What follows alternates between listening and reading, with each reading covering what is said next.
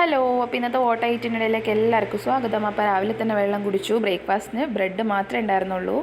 അത് കഴിഞ്ഞിട്ട് ഉച്ചയ്ക്ക് നമ്മളൊരു അടിപൊളി ബിരിയാണി ഉണ്ടാക്കി. കുക്കറിൽ തന്നെ ഉണ്ടാക്കി. ചിക്കനും എല്ലാം മസാല ഒരുമിച്ചിട്ടിട്ട് റൈസ് എല്ലാം കൂടി ഇട്ടിട്ട് ഒരു ബിരിയാണി ഉണ്ടാക്കി. പിന്നെ ചിക്കൻ ഫ്രൈ ഉണ്ടായിരുന്നു, പിന്നെ ഓണിയൻ റൈത്തി ഉണ്ടായിരുന്നു.